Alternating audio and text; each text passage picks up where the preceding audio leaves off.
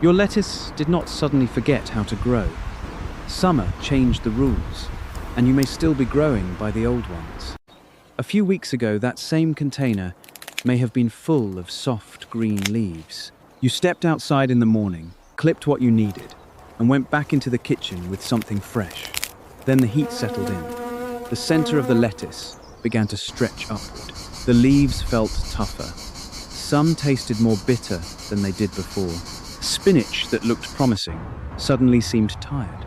And by late afternoon, the whole balcony looked as if it had been holding its breath in the sun. So you did what most careful gardeners would do. You watered more. You checked again the next day and watered again. Maybe you moved one pot a few inches. Maybe you blamed the soil or the fertilizer or yourself. But the garden still did not look like the one you had in spring. And that is where a lot of summer container gardeners get trapped. We assume that if a plant is struggling, the answer must be more effort, more water, more feeding, more attention. But what if you are not watering too little? What if you are simply growing the wrong greens for the hottest part of the year?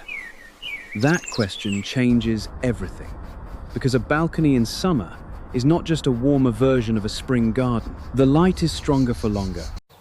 Walls and railings can reflect heat.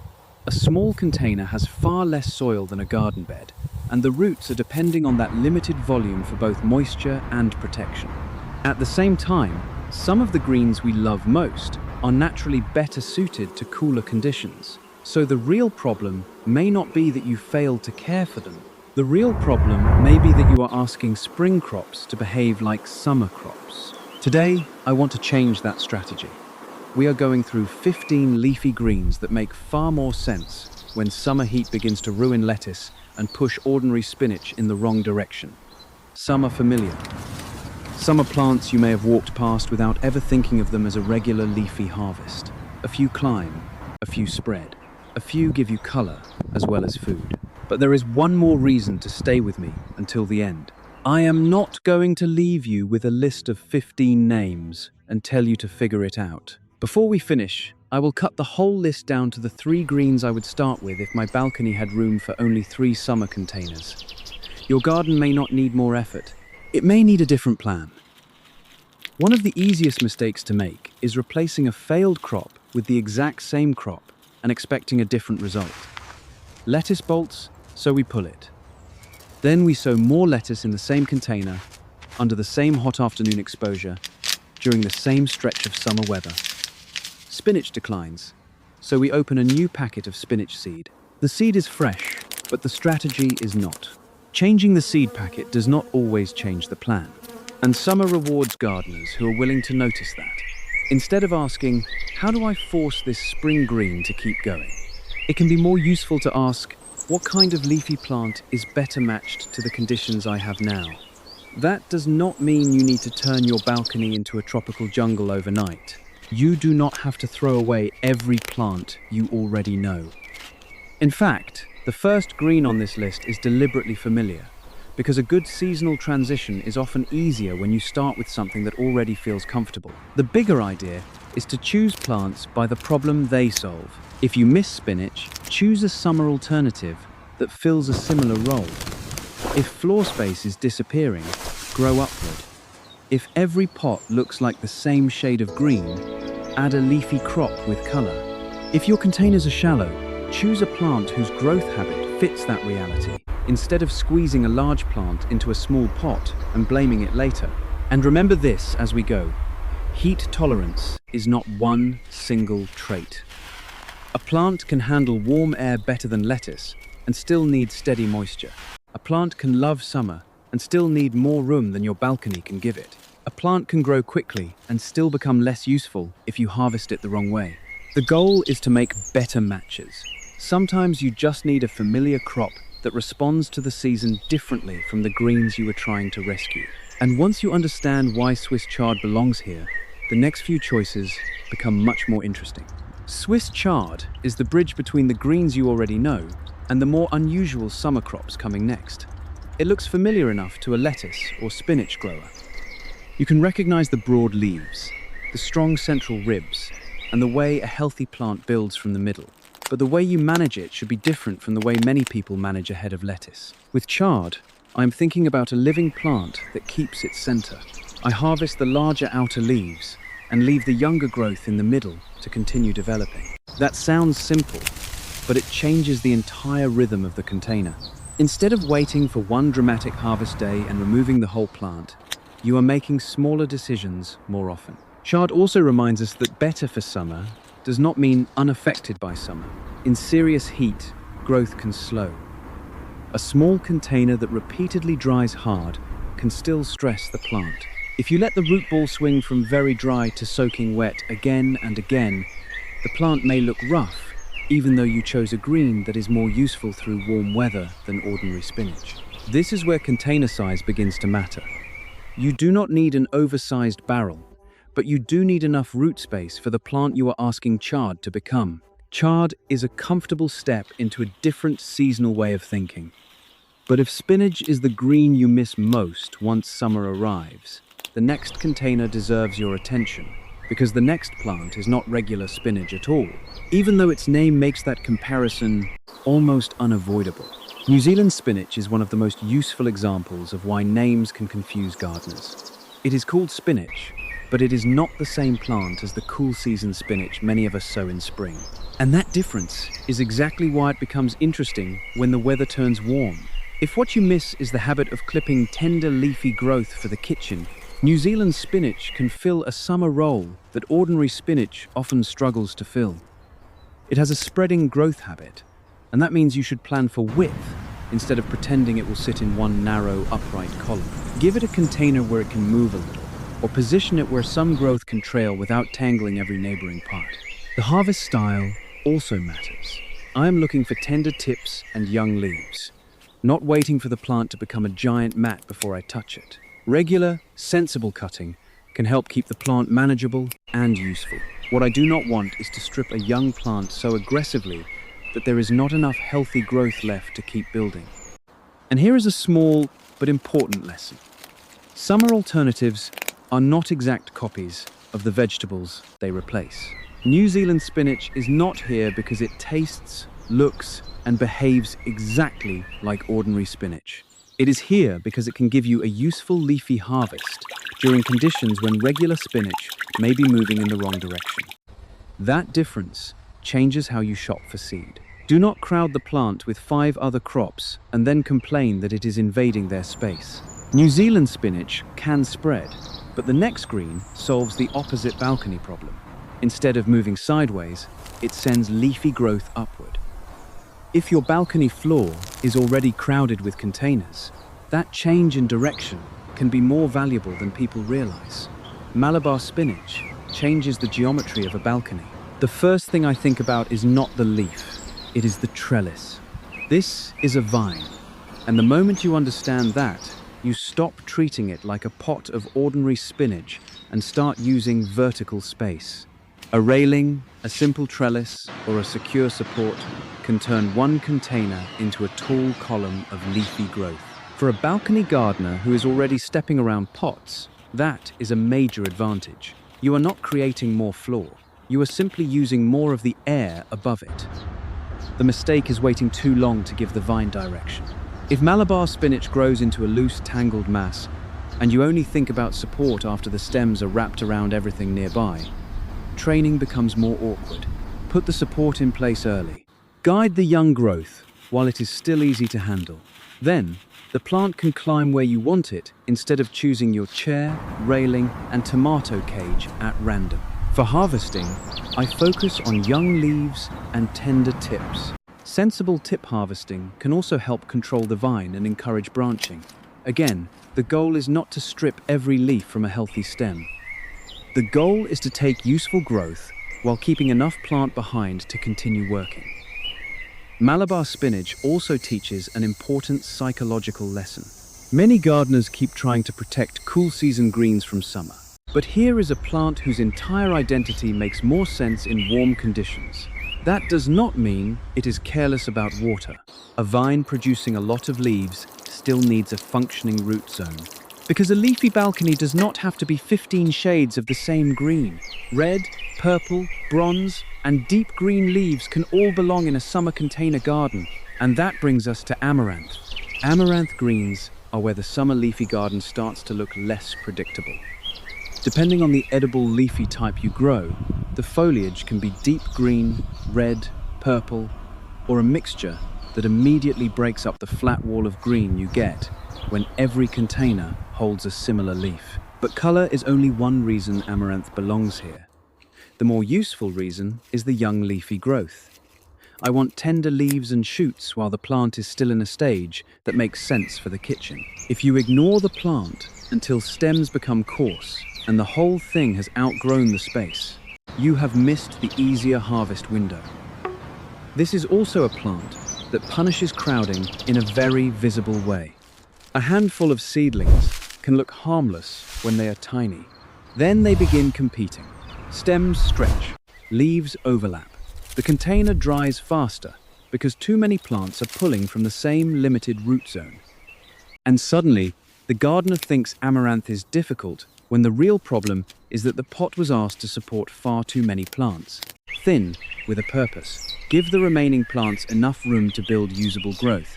In a small balcony container, I would rather harvest a reasonable number of healthy stems and leaves than admire a miniature forest of weak, crowded seedlings. Amaranth also gives you another way to think about repeated harvests. You are not waiting for a head to form. You are managing young growth, while the color does part of the design work for you. The next plant looks far less impressive, and that is exactly why it is so easy to overlook. If you correctly identify it and know the growing source is clean, purslane can become one of the most surprising leafy plants in a summer container garden. Purslane does not look like a traditional leafy green. Its leaves are fleshy and succulent, the stems spread low, and the whole plant can look more like something that wandered into the pot than something you planted on purpose. That appearance is part of the reason many gardeners ignore it. But this is where I need to be very clear. Do not treat every low-growing weed as food. Correct identification matters, and a clean growing source matters. I am talking about edible purslane that you know and have correctly identified, not an unknown plant growing beside a road, in a sprayed area, or in a container with a history you do not understand. Once you have the right plant, the growth habit can actually be useful. Purslane stays low and can work near the edge of a container or in a space where a tall leafy plant would block light or crowd a railing. The tender stems and leaves can be harvested selectively, and the plant's texture makes it completely different from lettuce, chard, or spinach. The biggest mistake with purslane is not always a gardening mistake. Sometimes it is an expectation mistake. If you expect every summer green to behave like salad lettuce, you will be disappointed. Purslane has its own texture and its own culinary uses. The point of a summer garden is not to create 15 copies of spring lettuce. After a low, spreading plant like purslane, we can move in the opposite direction to greens that build much larger leaves. And for American gardeners, the next crop is far more familiar: collard greens. Collard greens bring us back to a crop many gardeners already understand, but the summer container strategy still needs some thought. Large leaves mean the plant needs room. A narrow decorative pot may hold the roots for a while, but if the plant is constantly crowded and drying, you are creating work for yourself. The harvest pattern is one of the reasons collards can be practical. I take larger outer leaves and keep the central growth point intact. That allows the plant to continue building from the middle. The mistake is treating the plant like a one-time head crop and removing so much foliage that recovery becomes slow. Moisture consistency matters here. Big leaves can lose water quickly, and a hot balcony may increase the pressure. That does not mean pouring water into a wet pot every time one leaf droops. It means learning what the root zone is actually doing and responding to the container instead of following a rigid schedule. Depending on your exposure, afternoon protection can also be worth considering. A balcony facing harsh western sun is a different environment from a balcony with morning light and partial afternoon shade. The same collard plant can look very different in those two spaces.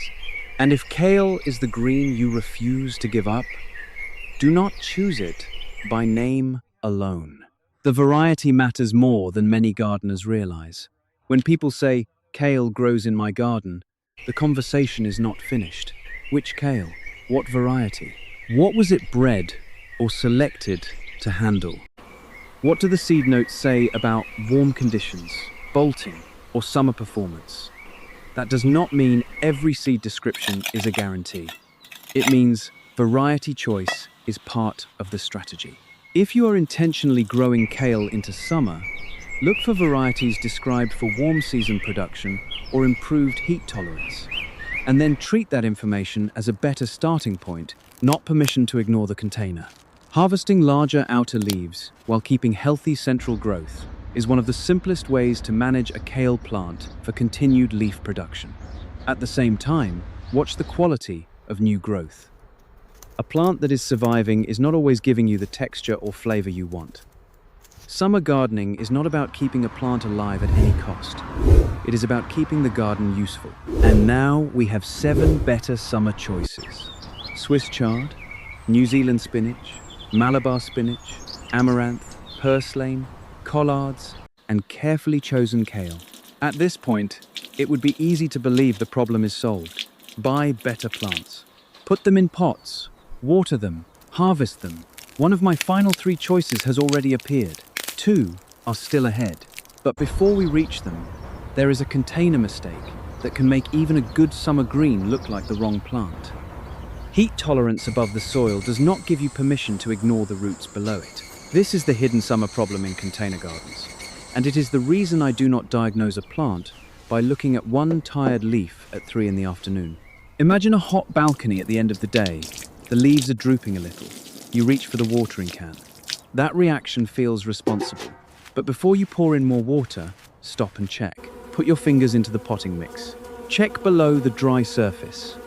Pay attention to how the container drains. Look at the position of the pot. Has the sun been hitting one side of a dark container for hours? Is the pot sitting directly on a heat-reflective surface?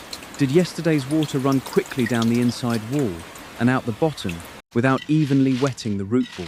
A dry-looking surface can hide moisture deeper in the pot. A damp-looking surface can also hide a root ball that is drying in the middle. That is why shallow visual inspection is not enough. You are not watering the top inch for appearance. You are trying to manage the root zone when the pot actually needs water. Water in a way that gives the root area a chance to receive it. Apply water at the soil level. Let it move through the container. If the mix is extremely dry and has begun pulling away from the side, one fast splash may simply escape through channels. Slow down. Give the mix time to absorb moisture. Then let excess water drain. A container with no useful drainage turns a summer watering problem into a root problem very quickly. At the same time, do not create a new rule that says a wilted plant should never be watered in the afternoon. If the plant is truly water-stressed, waiting for a perfect clock time can make things worse. Morning is a practical time to check and water because the plant begins the hot part of the day with moisture available. But real gardening requires observation. The container gets the final vote. Now, look beyond water. A balcony with harsh western exposure can produce a completely different microclimate from a balcony with morning sun. Some greens may benefit from being moved away from the most punishing afternoon reflection, or from receiving temporary afternoon protection during extreme heat. That does not mean putting every plant in deep shade. Leafy crops still need light. It means understanding that sun is not one identical experience in every location. The floor matters too. Concrete, tile, metal railings, and light-colored walls can all change the way heat feels around a pot. If one container always seems to struggle, even though the same plant grows well 3 feet away, compare the positions before blaming the seed. A thin mulch layer can also help slow surface evaporation and reduce how quickly the top of the mix is exposed to direct heat. Use a clean material suitable for your container. Keep it from being piled tightly against stems. And remember that mulch does not replace checking moisture. It only changes how quickly moisture can be lost from the surface. This is why I resist universal watering schedules. Water every morning sounds simple, but container size, plant size, weather, wind, potting mix, and exposure all change the answer. During a heat wave, you may need to check more often. Growth stage matters. One of my final 3 choices has already appeared, and 2 have not. The next plant is hiding a leafy harvest above a crop. Most gardeners watch for something underground. Sweet potato leaves are one of the best examples of a harvest hiding in plain sight. Most gardeners plant sweet potatoes and immediately think about the tubers below the soil. We watch the vines because they tell us the plant is growing, but we often treat the leaves as scenery. In many cuisines, tender sweet potato leaves and shoots are used as a cooked green. For a container gardener, that creates a completely different way to look at the vine.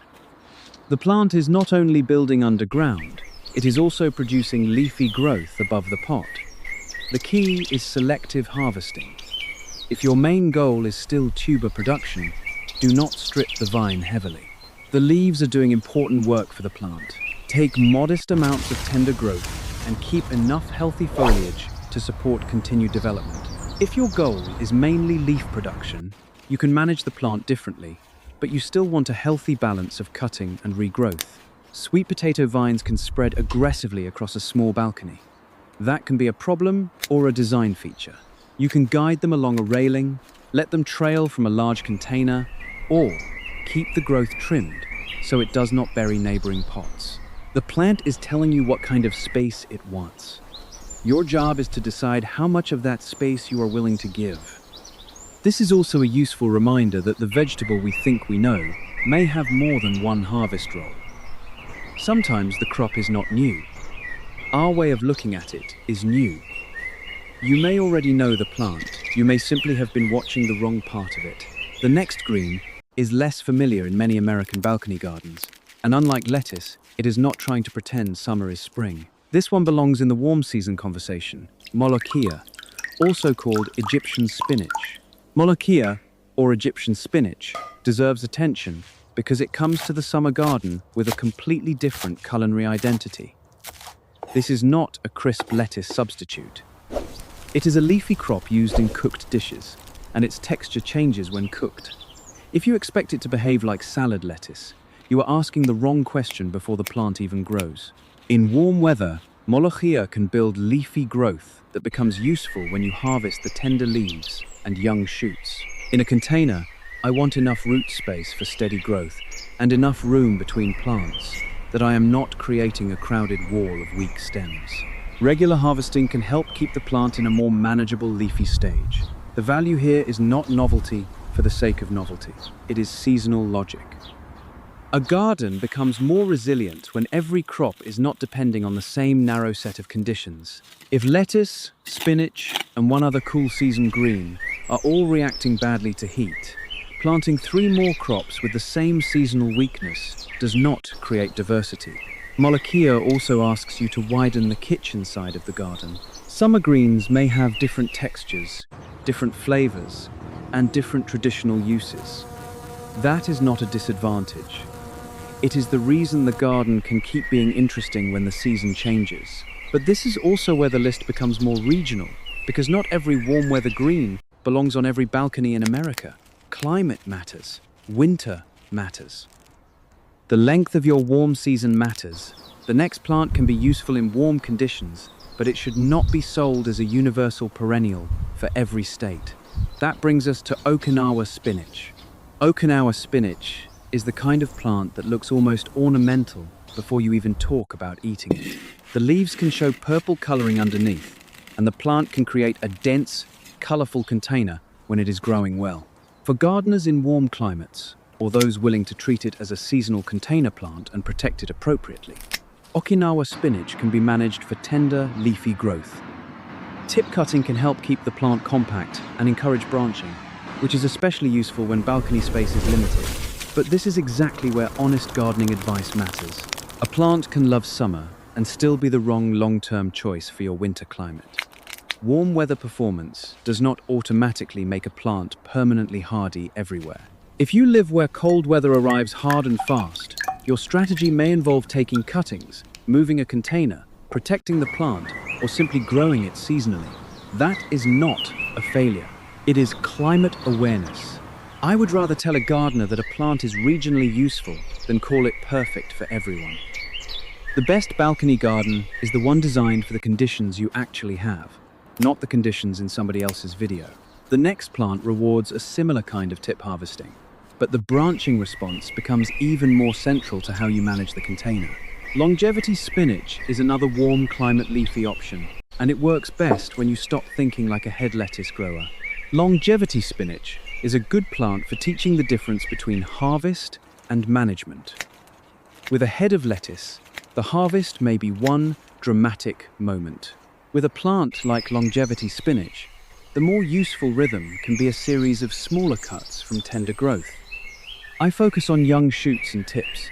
Cutting selected tips can encourage branching and help keep the plant from becoming a loose, awkward mass. But timing matters. A tiny young plant should not be stripped simply because the leaves are edible. Give it time to establish, then begin taking modest amounts of healthy growth. This is one of the places where beginner gardeners can become frustrated by social media. They see a huge mature plant being harvested and assume their small new cutting should produce the same volume immediately. The missing part is time and plant size. A healthy, repeated harvest system begins with enough plant to support repeated harvests. Container management matters too. If longevity spinach is growing quickly, keep an eye on root space and moisture. Fast leafy growth is not a reason to ignore the pot. It is a reason to monitor it more carefully. The point is to help you notice different growth habits. Now, let's add acidity and color, because the next leafy crop tastes nothing like ordinary lettuce. Roselle brings red stems, tender leaves, and a tart flavor that can completely change the character of a summer greens basket. Roselle is often remembered for the red calyces used in drinks and cooking, but the young leaves can also be useful in the kitchen. They have a tart quality, and that immediately separates Roselle from the mild leafy greens many gardeners grow. On a balcony, Roselle needs space. This is not a plant I would squeeze into a tiny decorative pot and expect to remain compact forever. If you want to grow it for leaves, use a container that can support real growth and keep the plant manageable with sensible harvesting. The red or reddish stems also make Roselle visually valuable. Put it beside a deep green Malabar spinach vine or a pot of amaranth, and the garden suddenly has structure and contrast. Good edible gardens do not have to look accidental. For leaf harvesting, I focus on young, tender growth and avoid stripping the plant heavily. Again, the plant still needs foliage to keep building. You are working with a plant's growth, not taking everything because it is technically edible. Roselle is also a good reminder that flavor is part of crop selection. Maybe the problem with your summer garden is not only that lettuce stopped performing, maybe you were also growing 5 greens that all filled the same role in the kitchen. The next choice stretches the definition of a container green even further. That means space and climate become even more important. This is where moringa enters the conversation. Moringa is not a universal balcony recommendation. I want to say that immediately. In a warm climate, with enough space and a container large enough to support the plant, moringa can be pruned and managed for leafy growth. But this is a fast-growing tree, and that changes the rules. If your balcony is tiny, windy, or exposed to cold winters, moringa may create more problems than it solves. A young plant can look compact, but the natural growth habit is not compact. You are choosing a plant that wants to become a tree and then using pruning to keep it within a container system. That can work for the right gardener. It is not the first plant I would give to everyone.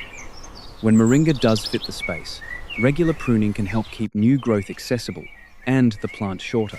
Leaf harvest becomes part of the pruning cycle, but you need to understand the climate limits and the size potential before you put it into a balcony plan. This is exactly why a list is not a prescription. Your climate, your space, your building rules, and your container still get the final vote. I also want to pause on food safety and identification for all unusual greens. Grow named, correctly identified, edible plants from reliable sources. Learn how the plant is traditionally prepared and used. The next 2 plants are different because most gardeners already know them as summer crops. We focus so much on their pods that we forget to look at the young leaves. The first is okra. Okra is one of the most familiar heat-loving crops in a summer vegetable garden, but almost everyone watches the same part of the plant. We wait for flowers, then we watch the pods. We harvest them young before they become tough. The leaves are usually treated as background. In some culinary traditions, young okra leaves are used as a cooked green. That makes okra interesting in a list like this, but it does not make it a universal salad plant. The leaves have their own texture, and the plant's main job may still be pod production depending on your goal. If you want both leaves and pods, harvest leaves conservatively. The plant needs foliage to support flowering and pod development. Taking too much leaf tissue just because you discovered another edible part can reduce the value of the crop you were originally growing.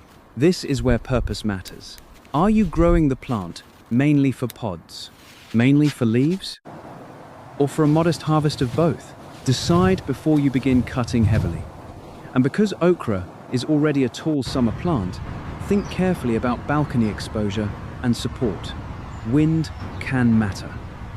Large plants in small containers can become unstable. The lesson is simple. Sometimes a plant is not new, the harvest roll is new. The final crop repeats that lesson.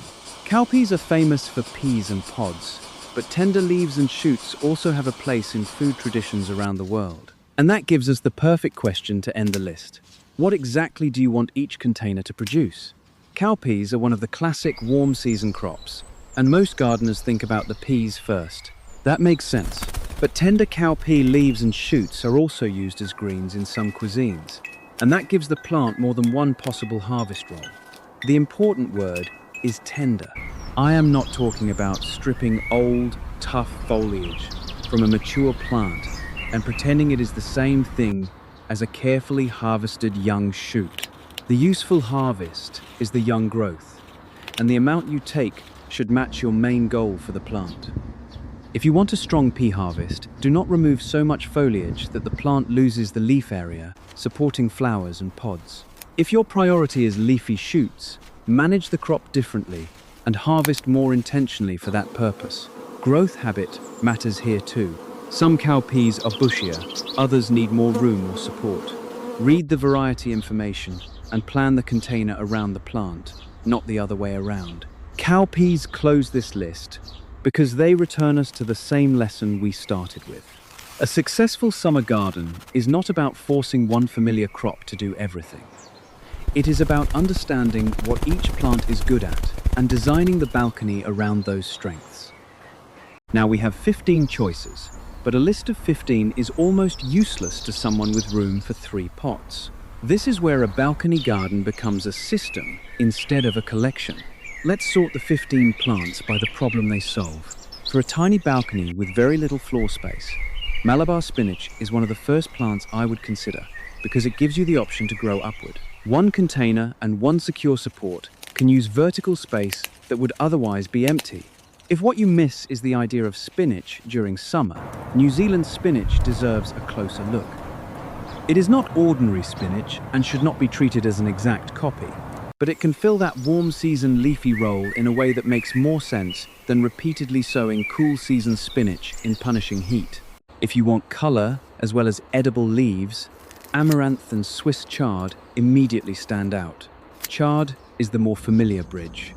Amaranth gives the garden a stronger summer identity and can provide young leafy growth when managed at the right stage.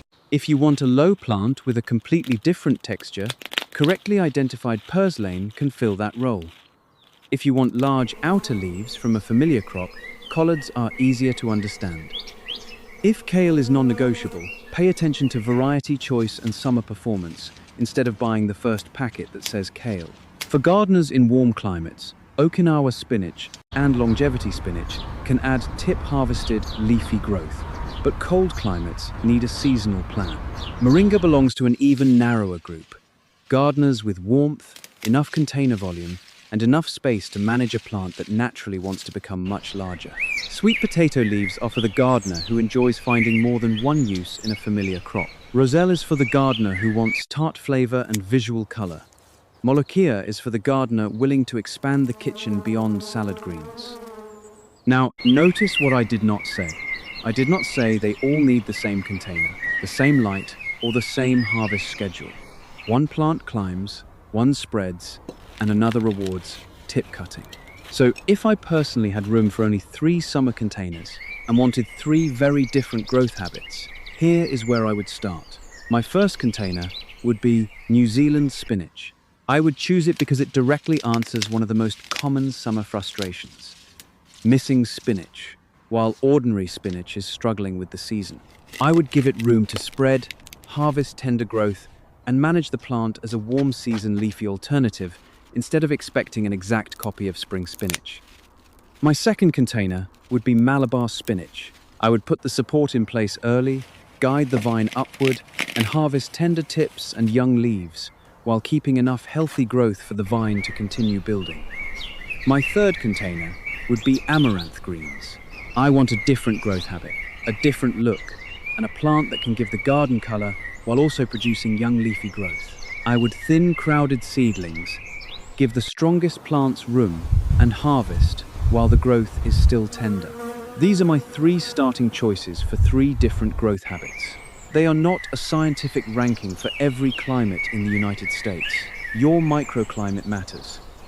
New Zealand spinach teaches you to stop forcing a cool season crop and look for a better seasonal role. Malabar spinach teaches you to use vertical space instead of solving every problem with another pot on the floor.